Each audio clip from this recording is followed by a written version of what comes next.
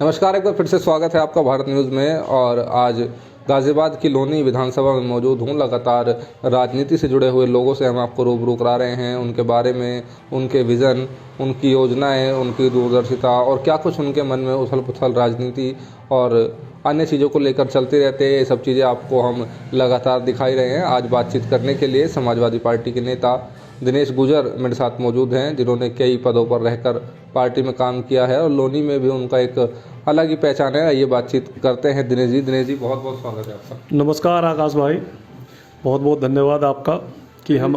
सबसे पहले हमारे दर्शकों को अपने विषय में कुछ बताएं। मैं आकाश भाई, जैसे कि आप जानते हैं और आपके जो चैनल के जो फॉलोअर्स हैं, जो आपके सुनते हैं आपके चैनल को, हम भी उनमें से एक हैं। मैं बता देता हूं कि मेरा नाम दिनेश गुजर, मैं समाजवादी पार्टी में फ़िलहाल लोनी विधानसभा का अध्यक्ष हूं। अखिल भारतीय गुजर महासभा युवा का मैं प्रदेश अध्यक्ष भी हूं। अब से पहले मैं समाजवादी पार्टी में लगभग 19-20 साल से लगातार कार्य कर रहा हूं। समाजवादी पार्टी का सक्रिय सदस्य भी हूं, फाउंडर मेंबर भी हूं, आजीवन सदस्य भी हूं और समाजवादी बुलेटिन का भी मैं सदस्य हूँ।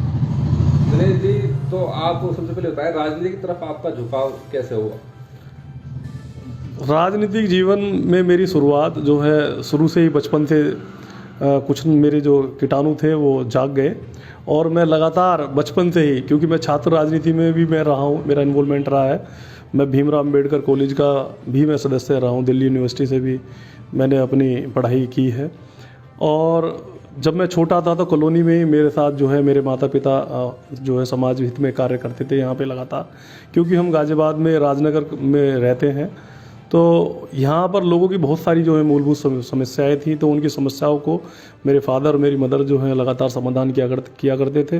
तो उनको देख देख कर मेरे अंदर भी एक अलग ही ऊर्जा जागी और उसी समय मुझे समाजवादी पार्टी के तत्कालीन प्रदेश सचिव थे उस समय श्री ईश्वर मावी जी, तो उनका सानिध्य मुझे प्राप्त हुआ।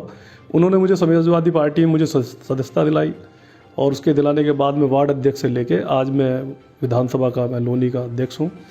सभी लोग भगवान महादेव और प्रभु श्री राम की कृपा से मुझे समाजवादी पार्टी में काम करने का सौभाग्य अवसर प्राप्त हो रहा है लगातार, और हम लोगों की यहाँ समस्याएं लगातार समाधान भी कर रहे हैं। मैं गांव बादलपुर, मेरा गांव पैतृक गांव बादलपुर है। बादलपुर से मेरी माताजी जो है प्रधानी का चुनाव भी हमारी लड़ी है। हम दूसरे नंबर पे चुनाव रहे वो हमारा दुर्भाग्य रहा कि गांव के लोगों ने हमें मौका नहीं दिया, कुछ हमारी कमियां रही होंगी। तो इस बार हम कोशिश करेंगे कि दोबारा से ग्राम प्रधानी का चुनाव भी हमें लड़ने का मौका मिले। मैं यहाँ पार्षद का चुनाव भी लड़ा था, तो पार्षद के चुनाव में भी मेरी हार हुई, मैं तीसरे नंबर पे मैं रहा था यहाँ पे। तो पर कोई बात नहीं, क्योंकि समाजवादी पार्टी से मैं चुनाव लड़ा था और हमारे यहाँ पर यादव और जो हमारी पार्टी का कैडर वोटर है मुसलमान, दोनों ही यहाँ पे कोई भी नहीं थे। और हमारे यहाँ गुर्जर समाज के, हमारे समाज के यहाँ पर मुश्किल से 6-7 घर हैं। और जितने इन लोगों ने, जो दलित समाज के लोगों ने, जो जनरल कास्ट के लोगों ने और जाट समाज के लोगों ने जो मुझे प्यार सम्मान दिया, उसके लिए मैं तहे दिल से उनका धन्यवाद करता हूं कि अदर समाज के लोगों ने भी मुझे अपना आशीर्वाद दिया। कभी मौका मिलेगा तो तब से लेके आज तक हमारी सीट जो है रिजर्व है, एससी है। आगे मुझे चुनाव लड़ने का मौका नहीं मिला। मुझे विधानसभा की मैंने दावेदारी की थी, लोनी विधानसभा से मैंने अपना बायोडाटा जमा कराया था और दादरी विधानसभा से बायोडाटा दिया था, पर राष्ट्रीय अध्यक्ष जी ने कहा कि हम आपको अगली बार 2027 में हम लोग आपको चुनाव लड़ाएंगे, आप पार्टी को मजबूत करने का काम करते रहें लगातार, अगली बार हम आपको मौका देंगे। अच्छा, अभी आपने बीच में धार्मिकता की कुछ बातें कही, जैसे भगवान श्री राम और महादेव, और आपकी इस बात से मुझे याद है कि आजकल आपका जो रुझान है वो राजनीति के साथ साथ धार्मिक चीज़ों को लेकर भी है। आपने शायद हज़ारों की तादाद में जो तीर्थ स्थल है उनका भ्रमण हाल ही में किया है। जी बिल्कुल बिल्कुल आकाश भाई, मैं तो ये कहना चाहूँगा कि हिंदू मुस्लिम सिख ईसाई हम सब हैं भाई भाई, और हम सभी लोगों को अपने अपने धर्म के बारे में भी और दूसरे धर्मों को जानने के लिए भी ये भी जिज्ञासा रहनी चाहिए। जैसे कि हम समाजवादी पार्टी को मजबूत कर रहे हैं, कुछ लोग भारतीय जनता पार्टी को मजबूत कर रहे हैं, कुछ लोग कांग्रेस को मजबूत कर रहे हैं, कुछ लोक दल को, कुछ माया बहन जी को, बहुजन समाज पार्टी को, आज़ाद समाज पार्टी को मजबूत कर रहे हैं। तो इसी प्रकार से हम लोगों को जिस धर्म में हमने आस्था है, जिस धर्म में हम जुड़े हैं, जिस धर्म में हमने जन्म लिया है, उस धर्म के भी बारे में हमें जानना चाहिए। आकाश भाई, मैं तो भारतीय जनता पार्टी के लोगों से पूछना चाहूँगा आपके चैनल के माध्यम से कि वो लोग धर्म की बात करते हैं। अगर मैं उनसे पूछने लगूं या पूछो, मैं ऑनलाइन रिकॉर्ड पे ही आपके सामने अगर मैं आपसे भी पूछने लगूं आकाश भाई कि आपका धर्म क्या है, तो मैं चैलेंज दे के कह सकता हूं कि आप भी अपने धर्म को नहीं बता पाएंगे, क्योंकि किसी को ये जानकारी नहीं है कि हमारा धर्म क्या है क्या नहीं। सब लोग बोल देते हैं कि हमारा धर्म हिंदू धर्म है ना, जबकि हमारा धर्म साथियों हिंदू धर्म नहीं है। हमारा जो धर्म है वो हिंदू सनातन वैदिक धर्म है। हमें हिंदू, सनातन और वैदिक, ये तीनों चीज़ों को वेदों के अनुसार बना हुआ, सनातन जो लगातार चलता हुआ, और हिंदू, तो ये हमारा धर्म है, हिंदू सनातन वैदिक धर्म। और मैंने आपको बताना चाहता हूँ मैं आकाश भाई कि मैं हिंदू सनातन वैदिक धर्म के अनुसार मैंने उसके साथ साथ जो है, मैंने चाहे वो हमारे मुस्लिम भाई हों, मैंने भारत की जो टॉप 20 मस्जिद दरगाह हैं मैंने उनके भी दर्शन किए हैं, वहाँ भी अपना माथा टेका है। मैंने भारत की जो 20 टॉप 20 चर्च हैं मैंने वहाँ भी माथा टेका है। मैंने भारत के जो 20 पवित्र गुरुद्वारे हैं मैंने वहाँ भी माथा टेका है। और जैसा कि आपने बताया कि मैंने हज़ारों तीर्थ स्थलों के दर्शन किए हैं, तो मैं उसमें थोड़ी सी त्रुटि करते हुए आपको बता देना चाहता हूँ कि मैंने हज़ारों में लगभग मैंने 10,000 सिद्धपीठ के दर्शन किए हुए हैं। मैंने छोटे 4 धाम की यात्रा करी है, बड़े 4 धाम की यात्रा करी है, मैंने 12 ज्योतिर्लिंगों के दर्शन किए हैं, मैंने भारत की 20 पवित्र नदियों में स्नान किया है, उनका जल मेरे घर में ऊपर रखा हुआ है मेरी अलमारी में, उसमें जो भगवान का मंदिर है।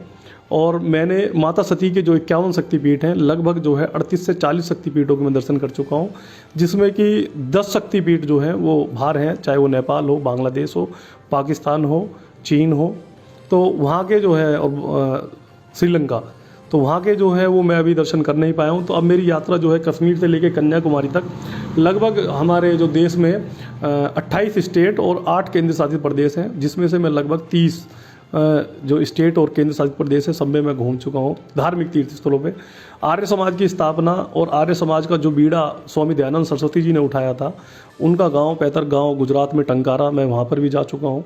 और चाहे हमारे जाट समाज के लोग हों, उनका वीर तेजाजी महाराज जो उनके देवता थे, मैं उनके मंदिर में भी जा चुका हूँ। हमारे जो, मैं गुर्जर समाज की अगर बात करूँ, क्योंकि गुर्जर कल्चर चल रहा है फिलहाल, जो गुर्जर फेस्टिवल अभी आपने देखा होगा कल ही समाप्त हुआ है, 23, 24, 25 से था, उसमें हम लोगों ने बढ़ चढ़ के हिस्सा लिया, हमने गुर्जर कल्चर के बारे में लोगों को बताया। तो मैं आपको बताता हूँ आपके चैनल के माध्यम से, आपके पास भी ये रिकॉर्ड रहेगा। भगवान जो है महादेव के जो 11वें अवतार थे, भगवान विष्णु के 11वें अवतार, वो श्री देव नारायण भगवान, हमारे गुर्जरों में अगर जो सबसे बड़े भगवान हैं हमारे समाज के, तो वो श्री भगवान, वैसे तो सभी के भगवान होते हैं, क्योंकि आजकल भारतीय जनता पार्टी ने जो है भगवानों को भी जातियों में बांट दिया है, तो इसी कारणवश हम लोगों को भी बताना पड़ रहा है कि हमारे समाज में जो भगवान श्री देव नारायण भगवान, वो बड़े ही उनके पूज्य हैं। उनकी पूजा भारत में राजस्थान, छत्तीसगढ़, मध्य प्रदेश, दिल्ली, यूपी, गुजरात और अनेकों राज्यों में वहाँ पर पूजा होती है। और उसमें श्री देव नारायण के बाद माता सावित्री, माता गायत्री, जो कि ब्रह्मदेव जी की अर्धांगिनी थी, वो भी गुर्जर से ही होती। गायत्री मंत्र आपने पढ़ा होगा, ओम भूर्भुवः स्वः तत्सवितुर्वरेण्यं भर्गो देवस्य धीमहि धियो यो न प्रचोदयात्। तो ये गायत्री माता जो है ये भी गुजरी थी। माता राधा रानी के बारे में आपने सुना होगा, भगवान श्री कृष्ण ने कहा था कि मेरे नाम से पहले जो आदमी राधा राधा बोलेगा, मैं उसी की सभी मनोकामना पूर्ण करूँगा। तो वो माता राधा रानी ने भी हमारी गुर्जर जाति में ही जन्म लिया था, वो चेची गोत्र की थी। तो बाबा मोहन राम है हमारे यहाँ राजस्थान में, खोली धाम है, लोग वहाँ जाते हैं, लोग पूछते हैं। तो वो भी जो है बहुत सारे जो भगवान ऐसे हैं। भगवान ब्रह्मदेव का पूरे भारत में एक ही मंदिर है पुष्कर में। भगवान एकलव्य का एक ही मंदिर है जो कि यहाँ पे हरियाणा में गुड़गांव के पास है। और माता गीता का एक ही मंदिर है कुरुक्षेत्र में। भीष्म पितामह का एक ही मंदिर है। माता सीता का पूरे भारत में एक ही मंदिर है। और ऐसे जो एकमात्र एक मंदिर हैं, मैं वहाँ पे भी गया हूँ। और पूरे हिंदुस्तान में 5 बालाजी के मंदिर हैं। तिरुपति बालाजी हैं, मेहंदीपुर बालाजी हैं, सालासर बालाजी हैं, नलखेड़ा बालाजी हैं, कामखेड़ा बालाजी हैं। मैं इन्हीं सभी बालाजी के मंदिरों में भी गया हूँ। भारत के जो टॉप 20 बता देना चाहता हूँ, जो पैसे वाले मंदिर हैं, जो आय के स्तोत्र में जो है आकाश भाई आते हैं, चाहे वो पद्मा स्वामी मंदिर हो, तिरुपति बालाजी हो, चाहे सिद्धि विनायक मंदिर हो, शिरडी साई बाबा मंदिर हो, सभी मंदिरों में गया हूँ। शिरडी साई बाबा का जो है महाराष्ट्र में गया हूँ। शनि सिंगनापुर आपने देखा हो शनि देव के जो है पूरे भारत में 2 बड़े मंदिर हैं। शनि सिंगनापुर जो है वो महाराष्ट्र में है, और कोकिलावन, शनि कोकिलावन जो है वो मथुरा के अंदर है। मैंने वहाँ पे लगातार 11 यात्राएं जो हैं परिक्रमा मैंने वो लगाई हैं। 84 कोस की परिक्रमा मैंने करी है, 11 कोस की परिक्रमा करी है, माता वैष्णो देवी की मैंने परिक्रमा करी है। अभी मैं आपसे पूछने लगूँ या भारतीय जनता पार्टी के लोगों से ये पूछने लगूँ कि माता वैष्णो देवी के आप लोग दर्शन करके आते हैं, आप धर्म की बात करते हैं, तो वहाँ आप क्या दर्शन करते हैं? वो पिंडी किसकी पिंडी है? तो आप भी और शायद और बहुत सारे लोग, आप तो क्योंकि ज्ञानी आदमी हैं आकाश भाई, आप तो बता सकते हैं, पर बाकी लोगों को ये भी नहीं पता कि वो हम किस पिंडी के दर्शन करके आ रहे हैं, किस चीज़ों को करके आ रहे हैं। एक प्रथा चल रही है सिर्फ हाथ जोड़ के आने की। तो मैं सभी आपके चैनल के माध्यम से भक्तजनों को भी और आपके कार्यकर्ताओं को, आपके चैनल को देखने वाले लोगों को कहना चाहता हूँ कि आप जिस मंदिर में जाएँ उस मंदिर के दर्शन भी करें, उस मंदिर के बारे में आप जाने भी, उस मंदिर के बारे में पहचाने भी कि हम किस देवी और किस देवी देवता के हम दर्शन कर रहे हैं। और जैसा कि मैंने आपको बताया था कि चाहे मस्जिद हो, हाजी अली की दरगाह हो महाराष्ट्र में, है ना, चाहे अजमेर शरीफ की हो, पिरान कलियर शरीफ रुड़की की हो, चाहे निजामुद्दीन की दरगाह हो, चाहे अजमेर हो जो मक्का मदीना हो, या आपकी जामा मस्जिद हो, चाहे फतेहपुर सीकरी हो। और मैं आपको एक बात और बताना चाहता हूँ, बहुत सारे लोगों की एक गलतफहमी है कि मुसलमानों की जो दरगाह हैं जो या मस्जिदें हैं वहाँ पर जो है हिंदू लोग बहुत कम लोग जाते हैं या क्या क्या नहीं। मैं बताता हूँ आपको, बाराबंकी में एक दरगाह है देवा शरीफ की दरगाह, वहाँ पर अब तक 12 धर्मगुरु बने हैं और 12 धर्मगुरु में से 7 धर्मगुरु हिंदू हैं। ये बहुत बड़ी बात है। और उसमें दरगाह में होली, दिवाली, रक्षाबंधन, भैया दूज सभी चीज़ें बनती हैं, क्योंकि गलतफहमी लोगों को होती हैं। लोगों को जब तक जाएंगे नहीं, देखेंगे नहीं, तो पता कैसे चलेगा कि भाई क्या चीज़ें हो रही हैं, क्या चीज़ें नहीं हो रही हैं। रही बात समाजवादी पार्टी की, तो मैं वो भी आपको अपने माध्यम से बता देना चाहता हूँ कि 2024 का चुनाव नज़दीक है। हमारी पार्टी के अंदर बहुत सारे लोग, ऐसे लोग हैं आकाश भाई, जो पार्टी को तोड़ने का काम कर रहे हैं, जो पार्टी को और चीज़ों का काम कर रहे हैं। तो उन लोगों से भी राष्ट्रीय अध्यक्ष समाजवादी पार्टी श्री अखिलेश यादव जी को सचेत रहने की भी आवश्यकता है। अगर वो सचेत नहीं रहेंगे तो आने वाला जो चुनाव होगा उसमें कहीं ना कहीं हमें कमियाँ और खामियाजा उसका हमें जो है भुगतना पड़ेगा। चूँकि कुछ लोग ये कह देते हैं कि भाई विभीषणों से सावधान रहने की आवश्यकता है, किसी और से सावधान, लोग एक मुहावरा दे देते हैं, तर्क दे देते हैं, विभीषण के बारे में तर्क दे देते हैं। मैं तो आपसे एक बात जानना चाहता हूँ, आपके चैनल के माध्यम से सभी लोगों को जानना चाहता हूँ, क्या भगवान विभीषण क्या बुरे इंसान थे? क्या भगवान विभीषण की जीवनी आपने पढ़ी है? और भारत में भी भगवान विभीषण का भी एकमात्र मंदिर है, भगवान रावण का भी एकमात्र मंदिर है। वहाँ पर भगवान रावण की पूजा होती है, भगवान विभीषण की पूजा होती है। तमिलनाडु में भगवान विभीषण का एक मंदिर है, वहाँ पर भगवान विभीषण की। अच्छा, विभीषण की मैं बात कर रहा था। विभीषण की बात इतनी मुझे पता नहीं क्यों हर्ट कर जाती है लोगों की कि विभीषण को जो है एक राक्षस से तुलना कर देते हैं, एक ऐसे आदमी से कर देते हैं कि घर का भेदी लंका ढाए। एक कहावत है, आपने सुनी भी होगी। तो वो घर का भेदी लंका ढाए। मैं तो एक बात जानना चाहता हूँ, भगवान रावण जो है, मैं उनको भगवान रावण ही कहता हूँ, और वो दूसरे की धर्मपत्नी को जब अगवा करके, माता सीता को जब वो अगवा करके ले आए थे, और अगवा करने के बाद भगवान विभीषण ने अपने भाई को उसके कृत्य के बारे में जानकारी दी कि आप भाई बहुत गलत कर रहे हैं, दूसरे की धर्मपत्नी, दूसरे की महिला को छीनना वो अपराध है और वो पाप के भागीदार वो लोग बनते हैं। और जब वो भगवान रावण ने ये बात नहीं सुनी और ना समझी, तो उसके बाद अगर विभीषण ने भगवान राम का, प्रभु श्री राम का साथ देने की बात कही, तो इसमें विभीषण की क्या गलती है? विभीषण, मैं तो कहता हूँ अगर भगवान राम की पूजा करनी है तो भगवान राम से पहले भगवान विभीषण की पूजा करो, क्योंकि विभीषण अगर नहीं होता तो रावण भी नहीं मरता और लोग भगवान रावण को भी नहीं, भगवान राम को भी नहीं पहचान पाते, और माता सीता कभी भी उस तरीके से अयोध्या वापस नहीं आ पाती। साथियों, आपको भगवान श्री राम के साथ साथ भगवान विभीषण की भी पूजा करनी चाहिए, क्योंकि वो भी हमारे देव हैं और ब्राह्मणों में उन्होंने जन्म लिया है, तो ब्राह्मण कुल के हैं, और उनका भी मैं बहुत बहुत धन्यवाद करता हूँ। भगवान श्री कृष्ण को भी लोगों को पूजा करनी चाहिए, क्योंकि भगवान श्री कृष्ण जो है वो छठे अवतार हैं, पर भगवान श्री कृष्ण, भगवान विष्णु जी के 5वें अवतार जो है भगवान श्री राम है। तो राम के बाद जो है छठा वो अवतार है, उसके बाद अब कलयुग में कल्कि भगवान का अवतार होगा, वो भगवान विष्णु के आखिरी अवतार होंगे। और जैसे कि 4 धाम की लोग यात्रा कर देते हैं, तो आकाश भाई 4 धाम के बारे में भी लोगों को जानकारी नहीं है।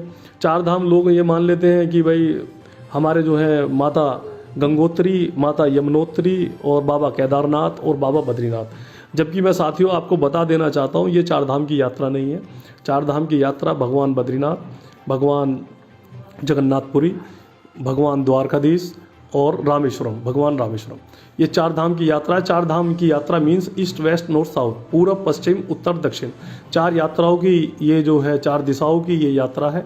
और इस यात्रा को मैं आपको बताना चाहता हूँ, ये भी किसी को जानकारी लोगों को नहीं है, कुछ लोगों को, ये भगवान विष्णु की यात्रा है। चारों जो मंदिर हैं वो भगवान विष्णु के अवतार हैं और चारों मंदिर भगवान विष्णु की यात्रा से जुड़े हुए हैं। और हमारे इसमें ग्रंथों में 4 ही युग हैं और चारों युग में ही 4 धाम हैं, चाहे वो त्रेता युग हो, चाहे वो द्वापर युग हो, चाहे वो कलयुग हो, चाहे वो सतयुग हो।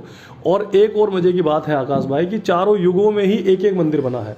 एक युग द्वापर युग में बना है एक मंदिर, और एक मंदिर सतयुग में बना है, एक कलयुग में बना है और एक त्रेता युग में बना है। तो ये साथियों, ये भी किसी को जानकारी नहीं है। वैसे आप जो सवाल पूछेंगे मैंने तो जवाब मैं दे ही रहा हूँ। आपके सभी सवालों को कोशिश करूँगा कि वो सब लोग हो जाए, आपके सवालों को मैं जवाब दे सकूँ। अच्छा देखिए, समय की भी थोड़ी सी हमें ध्यान रखना है। और ये तो धार्मिक बातें रहीं, ठीक है, बड़े अच्छे आपने ज्ञान की बातें हमारे दर्शकों को और हमें भी बताई। अब बात करें राजनीति। अब लोनी विधानसभा अध्यक्ष आप बने और आपने 51 सदस्यीय कमेटी बनाई। शायद लोनी के इतिहास में पहली बार 51 लोगों की कमेटी बनाई गई, लेकिन ये कमेटी 6 महीने भी शायद नहीं चल पाई, ऐसा क्यों? बिल्कुल सही बात है।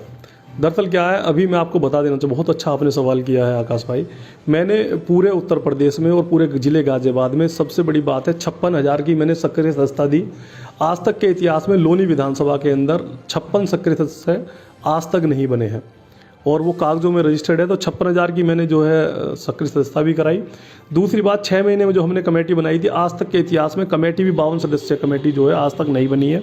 मैंने पूरे पहली बार एक प्रयास किया सभी धर्मों के, सभी जातियों के लोगों को, चाहे उसमें जाट हो, गुर्जर हो, त्यागी हो, ब्राह्मण हो, नाई हो, कश्यप हो, जाटव हो, वाल्मीकि हो, मुस्लिम हो, चाहे वो सिख हो, चाहे ईसाई हो, मैंने सभी लोगों को, धर्मों को सामंजस्य बना के किया था।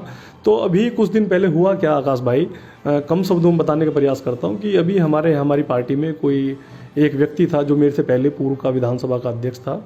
उस अध्यक्ष को जो है पिछड़ा वर्ग प्रकोष्ठ में उसको जिलाध्यक्ष बनाने की उसको जिम्मेदारी दी।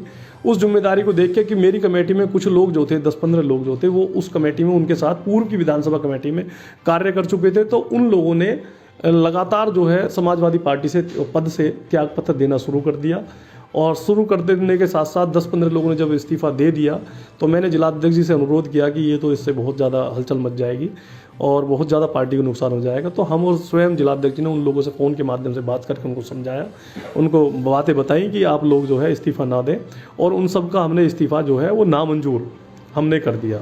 और चूँकि वो पिछड़ा वर्ग प्रकोष्ठ के अध्यक्ष बने हैं, अभी हाल फिलहाल में उन्हीं के गाँव के हमारे एक साथी हैं, मैं लाइव पे नाम लेना नहीं चाहता आपके चैनल के माध्यम से, उन साथी ने सबसे पहले शुरुआत करी कि भाई हम उनकी कार्यशैली से, उनके उससे पार्टी से आहत हुए हैं। उनको पद दे के पार्टी में ऐसे कमज़ोर लोग या कोई ऐसे व्यक्ति अगर पार्टी में उनको पद मिलेंगे या जिम्मेदारी मिलेगी तो कहीं ना कहीं पार्टी को नुकसान होगा। तो कमेटी में मुझे एक दोबारा सामंजस्य बनाने के लिए, क्योंकि बूथ पर बहुत ज़्यादा काम चल रहा है, राष्ट्रीय अध्यक्ष जी का सख्त आदेश है कि सभी लोग, चाहे वो पद पर हों चाहे वो पद पर ना हो, वो लोग समाजवादी पार्टी को मजबूत करने के लिए बूथ पर काम करें, बूथों को मजबूत करें।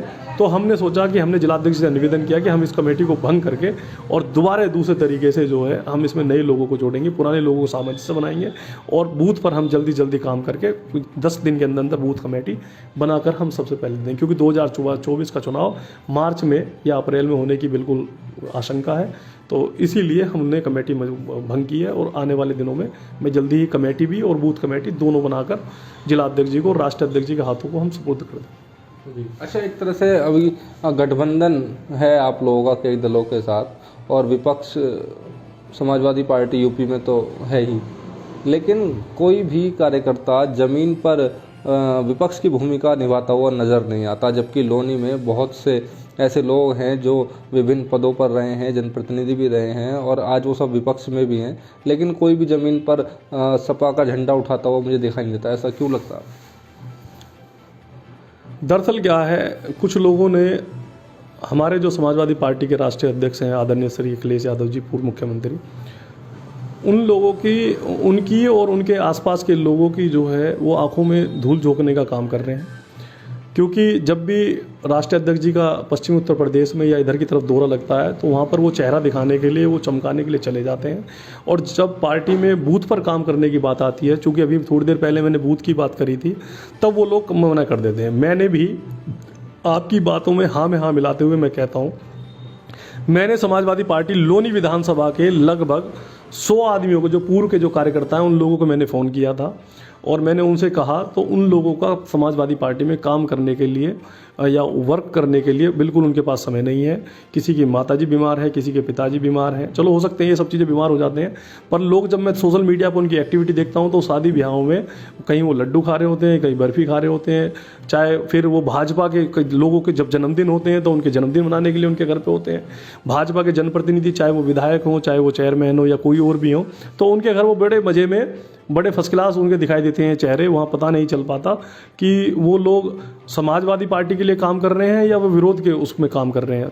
सुबेरी आप उठ के जाएंगे, आप तो यहाँ के बहुत बड़े पत्रकार भी हैं, लोनी में आपको सब लोग जानते हैं, आप जनप्रतिनिधियों के यहाँ भी जाते हैं तो आप वहाँ भी देखते होंगे हमारी पार्टी के लोग कैसे कैसे सुबह सुबह जाके वहाँ बैठ जाते हैं और चौकी थानों की दलाली करने के लिए, या जो है विधायक नंद किशोर गुर्जर जी के चिलम भरने के लिए, मैं तो यही कहूँगा कि उनके भरने के लिए वहाँ पहुँच जाते हैं और कहीं ना कहीं वो लोग पार्टी को नुकसान कर रहे हैं। सब लोगों को मैं जो है लिखित रूप में राष्ट्रीय अध्यक्ष जी से शिकायत करूँगा। मैं जिलाध्यक्ष जी को इन सब लोगों को चिन्हित करके सब लोगों के नाम मैं जिलाध्यक्ष जी को दूंगा, चाहे इसमें समाजवादी पार्टी मुझे ही मेरे पद से ना हटा दे या मुझे भी मेरे ऊपर कोई ना कोई गाज गिर जाए। मुझे इससे कोई भी भयभीत होने की आवश्यकता नहीं है, चिंतित होने की आवश्यकता नहीं है।